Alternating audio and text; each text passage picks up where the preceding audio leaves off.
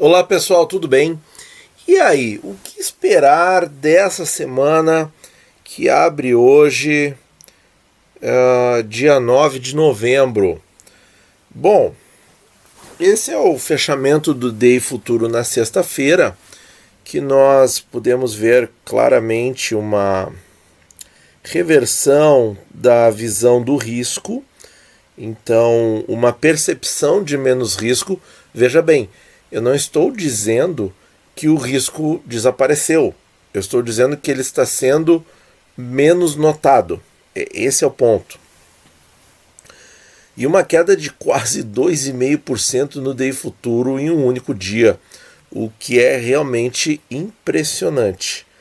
Em um mês, olha aí, gente, o gráfico do mês, ele praticamente desfez o estresse do mês inteiro. Vocês estão vendo isso? E de forma rápida, forma súbita.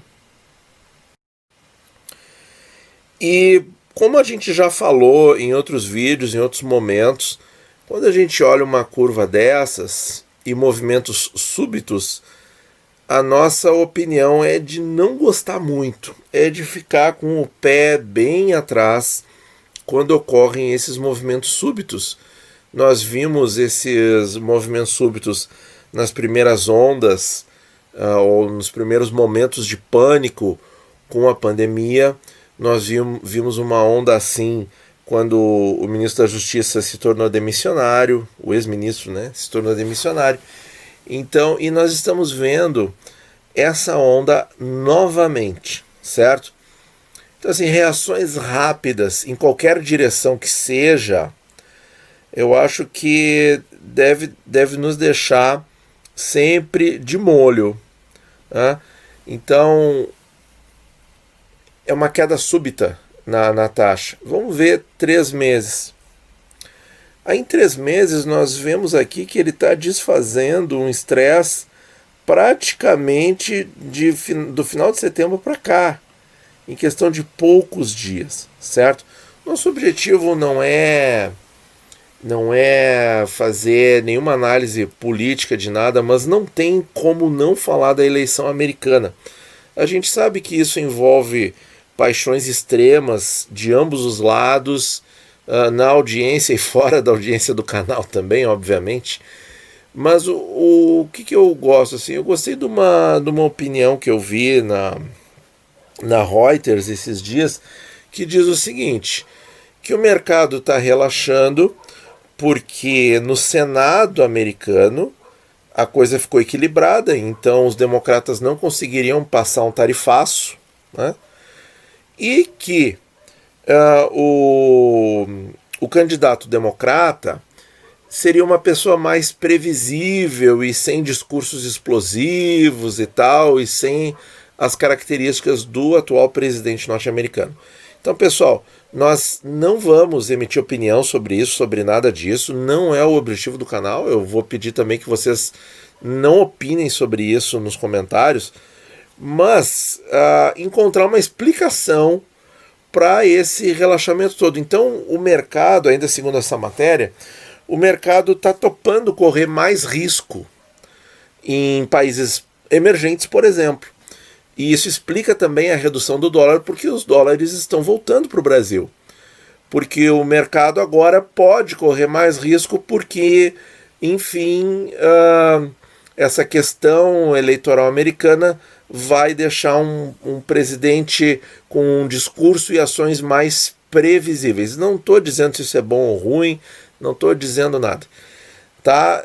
Mas é um texto que, de certa forma, ajuda-nos a entender esses movimentos. Embora é o que eu digo, movimento súbito, a gente sempre tem, assim como foi super súbito aqui, ó, gente, de setembro, comecinho de setembro aqui, ó, até o pico aqui no começo de outubro, e superou o pico aqui, né, e aí para fazer montanha-russa para baixo. Quer dizer, aqui também foi súbito, aqui também foi especulativo. Então, outra interpretação que a gente pode dar para o movimento é o seguinte: eu não tenho como montar o gráfico aqui das eleições no Brasil em 2018, mas ela fez, vamos ver se vocês conseguem acompanhar com o mouse, ela fez exatamente um desenho assim, ó. Subiu, ficou 2 meses aqui e depois fez isso. Certo? Uma bolha, literalmente uma bolha. Será que nós estamos vendo a mesma coisa só pelo simples fato da eleição ter passado cronologicamente, embora haja ainda muitos desdobramentos possíveis e nós não vamos comentar sobre isso?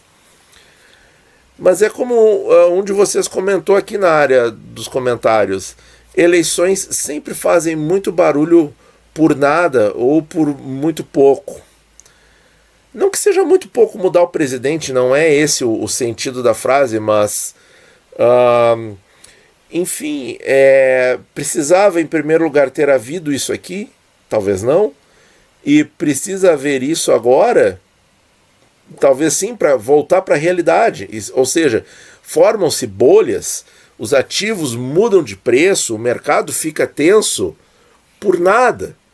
Entende? É nesse sentido.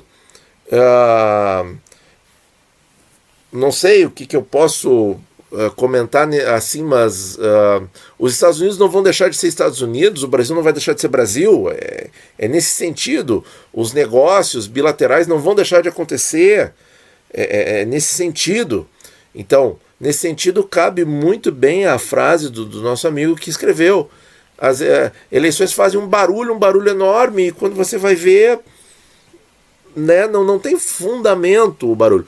Tanto que os fundamentos que estressam a questão dos juros no Brasil, na minha opinião, eles continuam. O problema fiscal continua, né? Só que para isso precisa tempo. A pandemia não está resolvida. Isso é outro ponto, né? Não quero deixar ninguém nervoso, ninguém preocupado, mas os fatos estão aí.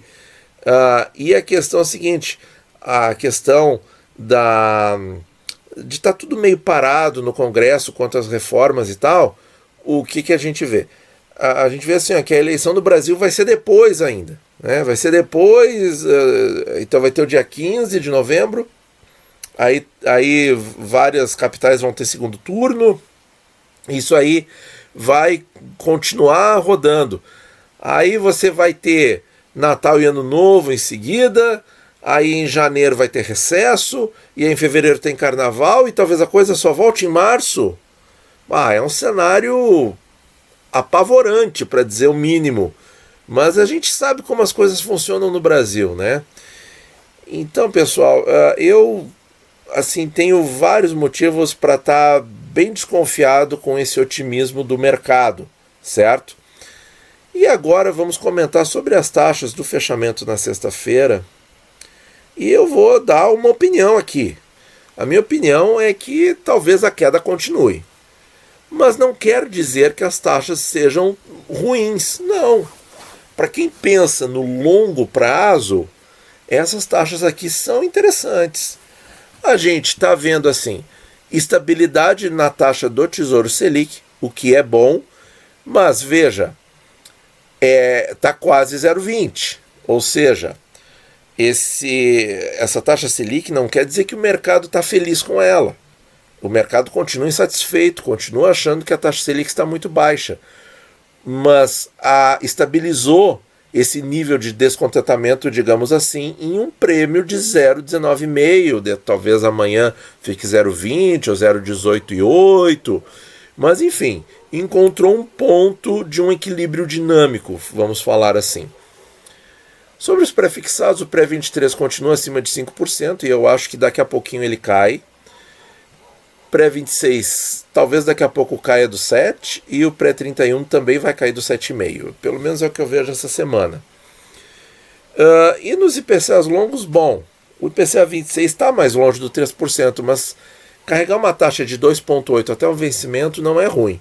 Veja que quem comprou uma taxa de 2,6, eu tenho vídeo mostrando isso no canal, lá na série dos 5 minutos, quem comprou uma taxa de 2,6 lá em fevereiro, antes da pandemia explodir no Brasil, né, porque no mundo já estava rodando, veja, quem comprou a 2,6 lá já tem uma rentabilidade e já tem, inclusive um preço unitário de cada papel maior do que o preço de hoje, que a taxa está melhor.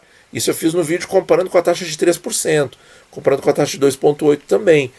Ou seja, já houve uma rentabilidade pelo tempo passado. Então carregar no longo prazo, gente, sempre é bom. Isso que eu nem estou falando de longo prazo. Estou falando de fevereiro para novembro. São 9 meses. Isso aí não é longo prazo, isso é curto prazo, né? Então, por isso que eu digo, está próximo de 4% nos IPCAs longos, então continua muito interessante comprar. O IPCA 30 com juros continua acima de 3%, o IPCA 40 próximo dos 4% e o 55 acima dos 4%. Então as taxas continuam boas para o carregamento mesmo. Mesmo que tenha outros vídeos querendo botar pânico nas pessoas, dizendo, olha aqui, esse Tesouro IPCA perdeu 7%, então ele não repôs a inflação e perdeu 7%. Quer dizer, essa pessoa está no mínimo, aí diz assim, eu não vou, isso aí é marcação a mercado, mas eu não tenho tempo para explicar. Gente, eu tenho vídeo de 1 minuto explicando o que é a marcação a mercado, e a marcação a mercado é uma coisa tão simples quanto a taxa sobe, o preço cai, a taxa cai, o preço sobe. E é o que a gente está observando, as taxas estão caindo e os preços estão subindo. Só que no longo prazo, o que importa? Importa a taxa real acima da inflação.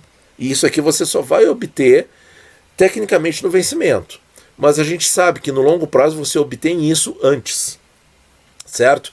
Então assim, pessoal, não deem ouvidos a youtuber que quer fazer vídeo para te colocar assustado e em pânico com as taxas do Tesouro Direto e querer dizer que o Tesouro IPCA não rende o IPCA. Olha, é duro, sabe? É duro ver esse tipo de vídeo aí.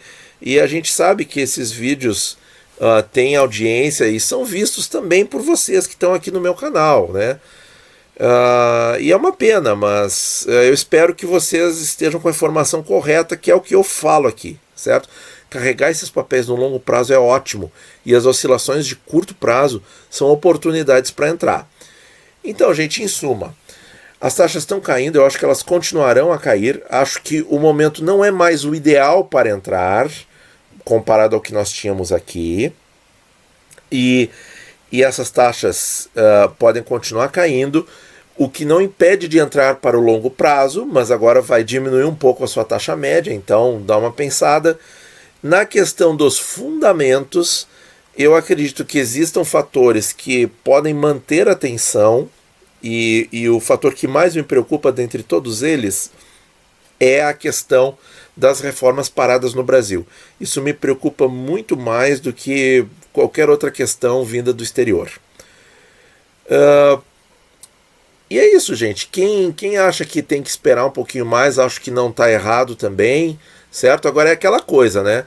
A gente não pode também ficar esperando 1 ano, ficar esperando 9 meses. Aí não, né? Porque aí você vai perder, vai deixar ter passado o bonde.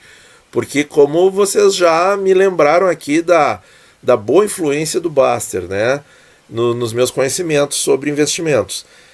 Tempo ganha de taxa, certo? Taxa perde para o tempo.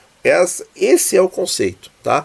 Então, quem quiser comprar aqui, pode até, por exemplo, com o estresse sobre as reformas do Brasil pegando mais forte, a questão do estresse do fiscal pegando mais forte, pode ser até que essas taxas voltem a subir. E aí a pessoa fica com uma rentabilidade negativa. E aí o IPCA fica negativo 7%. Ótimo, nós vamos comprar mais. Tá bom, pessoal? Muito obrigado por ouvir. Bons investimentos a todos.